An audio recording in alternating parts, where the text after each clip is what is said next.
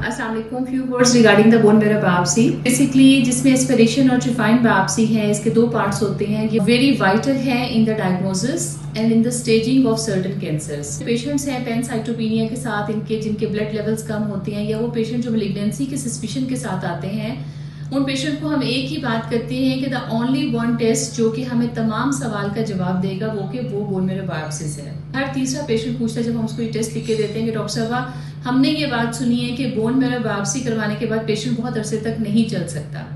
तो यहाँ पे हम कुछ कॉन्सेप्ट्स आपके क्लियर करना चाहेंगे कि बोन मैरो बायोप्सी की जो मोस्ट कॉमन साइट है वो पोस्टीरियर सुपीरियर आइलिक स्पाइन है। Most of the time patient को किसी भी जनरल एनेस्थीसिया की जरूरत नहीं होती है। पेशेंट एक लोकल प्रोसीजर में किया जाता है। मेरे अक्सर पेशेंट ऐसे होते हैं जो बोन मैरो बायोप्सी करवा के खुद ड्राइव करके वापस जाते हैं। Yes, exceptions are always there. Patient जिसमें हिप बोन के बजाय डिफरेंट साइड्स हैं जहाँ से सैंपल लिया जाता है, जिसमें बच्चे हैं जो बहुत ओबियस पेशेंट है, उनमें डिफरेंट साइड्स हैं जहाँ से सैंपल लिया जाता है। पर पेशेंट ये पूछते हैं कि डॉक्टर साहब इन्फेक्शन के कितने चांसेस हैं, हीलिंग में कितना टाइम लगेगा। यूजुअली पेशेंट 24 to 48 आवर्स में वो हील कर जाता है। इन्फेक्शन के चांसेस मिनिमम होते हैं। पेशेंट का प्लेटलेट काउंट कम है तो पोस्ट प्रोसीजर ब्लीडिंग के चांसेस होते हैं, जिसको डेफिनेटली हम प्रोफाइलेक्टिकली डिफरेंट मेडिसिन हैं, ये प्लेटलेट्स ट्रांसफ्यूजन करवा के उसको मिनिमाइज किया जा सकता है। Thank you.